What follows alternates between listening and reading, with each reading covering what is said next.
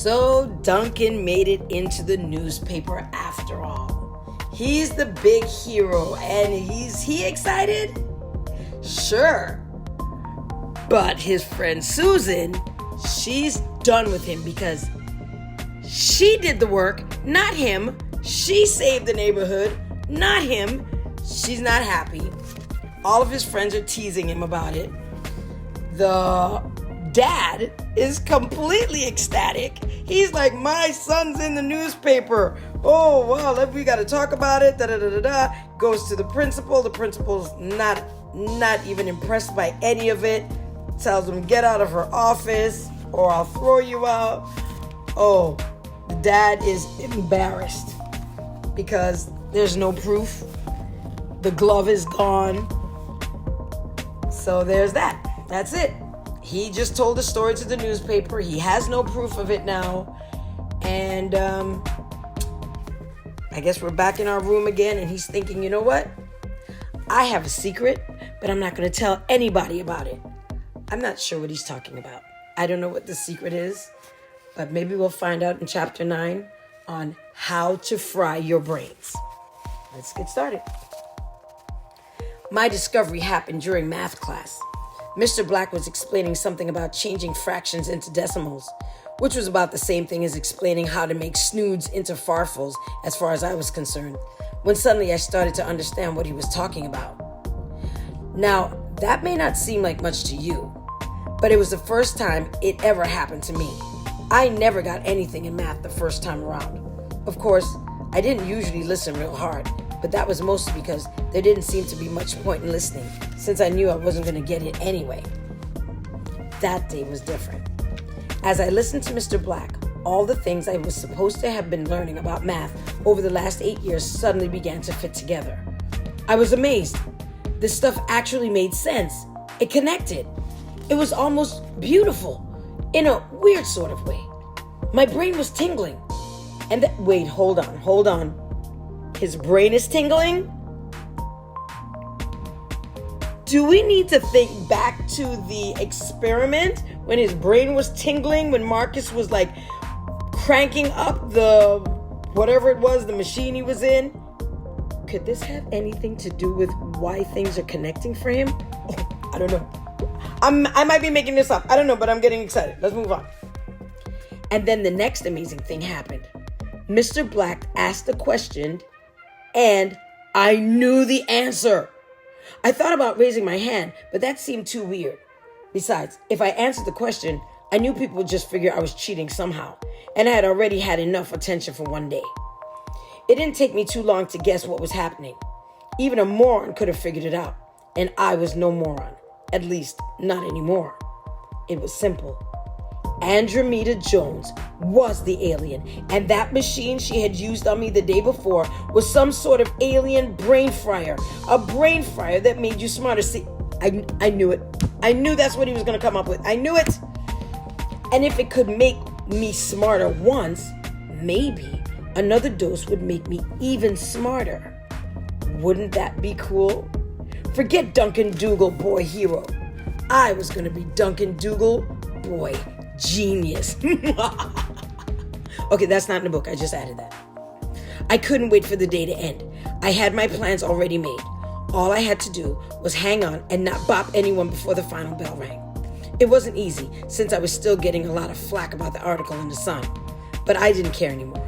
I was going to be better than those jerks. Better than all the clods who had laughed at me all these years. When the last bell rang, I headed for the boys' room. I slipped into one of the toilet stalls and stood on a seat so no one could see me if they looked underneath the door. Normally, it wouldn't be a problem to stay after school. Lots of kids stay after for different activities. But since I was known as a troublemaker, the school didn't want me around. If anyone spotted me, I would be sent home.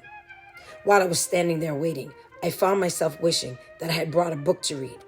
The very thought made me blink. Why in heaven's name would I want a book? The answer was simple. My brain was hungry. This being smart thing was going to take some getting used to. After about an hour, I left the restroom. By that time, most of the teachers had gone home, so I knew the halls would be a little safer.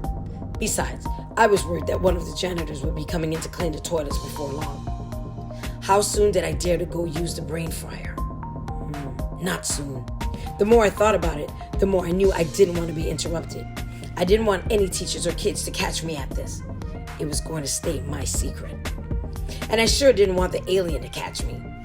Of course, the question I should have been asking myself was, why had she used it on me in the first place?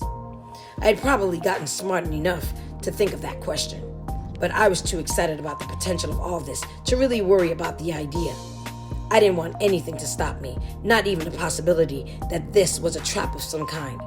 If it was, the bait was worth it. I was tired of feeling stupid.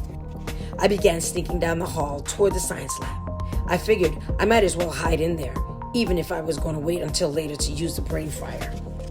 After about 3 steps, I decided to take off my sneakers, which aren't all that great for sneaking no matter what you call them.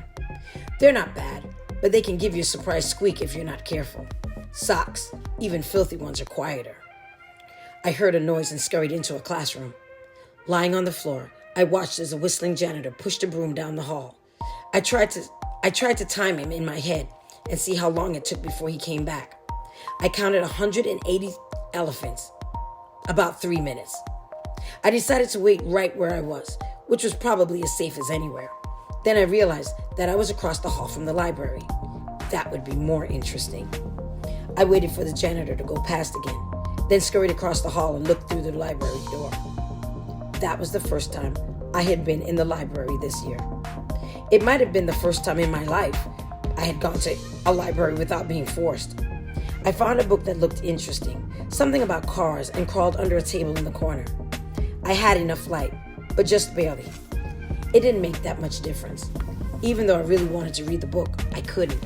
I just couldn't figure out what the words said. I had to get another zap of that brain fryer.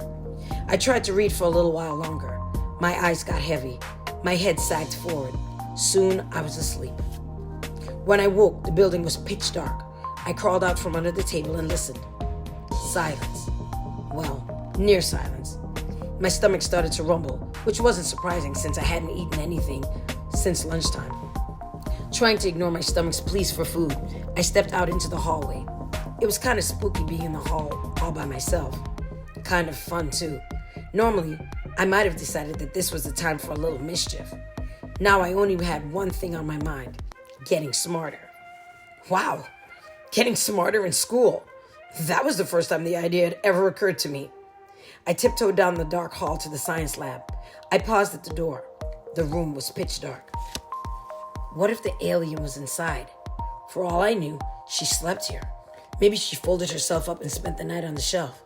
Who could tell with an alien? My stomach rumbled again. I wondered if Miss Jones had anything to eat in the lab refrigerator.